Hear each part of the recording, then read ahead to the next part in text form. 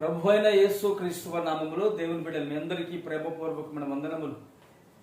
చాలా మంది చెప్పేటువంటి మాట ఏమిటంటే, మా కొరకు ప్రార్థన చేయండి, మా కుమారుల కొరకు ప్రార్థన చేయండి, వీరికి తెలివి కావాలి, జ్ఞానము కావాలి, వీరికి తెలివి లేదు, జ్ఞానము లేదు, చదువు లేదు, మొద్దుగా ఉంటున్నారు నా పిల్లలు, నా భర్త, నా భార్య అని చెప్పి చాలా మంది చెప్తూ ఉంటారు. అయితే మన బ్రతుకులో మనకి తెలివి చేత మనం నింపబడాలంటే బైబిల్ గ్రంథంలో ఒక మాట తెలియపరుస్తాను. 119వ కీర్తన 144వ వచనము, నీ శాసనములు శాశ్వతమైన నీతి గలవి, నేను బ్రతుకున్నట్లు నాకు తెలివి దయచేయము. ఆమేన్. సమాజంలో బ్రతకాలంటే తెలివి కావాలి, సంఘంలో బ్రతకాలంటే తెలివి కావాలి, మనుషుల ఎదుట మనం జీవించాలంటే తెలివి కావాలి. తెలివి లేకపోతే మనము జీవించలేమండి. మనకంటే తెలివి కలిగిన వారు, తెలివి కలిగినటువంటి మన మీద వారు ప్రతి క్షణము అధికారము కలిగిన వారుగా ప్రవర్తిస్తూ ఉంటారు.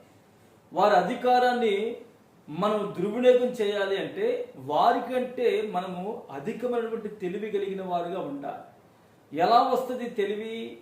ఈ తెలివి అనేది బైబిల్ గ్రంథంలో మరొక మాట కూడా మీకు చూపిస్తాను. 130వ కీర్తనలో, నీ వాక్యములు వెల్లడి అగుట తోడనే వెలుగు కలుగును, అవి తెలివి లేని వారికి తెలివి కలిగించును. దేవుని వాక్యములట అవి వెల్లడగిన వెంటనే తెలివి లేని వారికి తెలివిని కలిగిస్తాయట.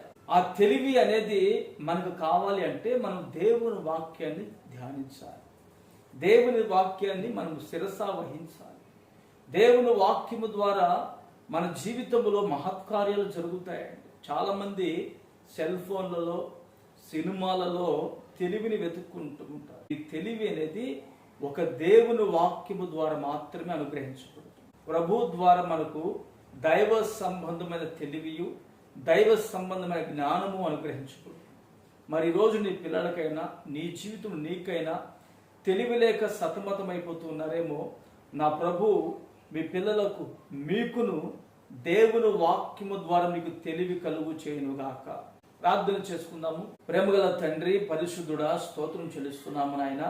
ఈ రోజు నీ బిడ్డల జీవితంలో ఎవరికైతే తెలివి లేక వారు తలడిల్లిపోతున్నారో, నా తండ్రి, దేవుని వాక్యము చదివి ధ్యానించుట, నడుచుకున్నట ద్వారా మాకు తెలివి కలుగుతుందని మీరు మాకు తెలియపరుచున్నారు. నీ బిడ్డలకు దేవుని వాక్యమును ధ్యానించేది, అనుసరించేది, నడుచుకున్నటువంటి కృప అనుగ్రహించండి. ఈ మాటలు ఈ రోజున మీరు మా జీవితంలో స్థిరపరిచి మహిమ పొందుకోమని యేసు నామమున ప్రార్థిస్తున్నాను తండ్రి.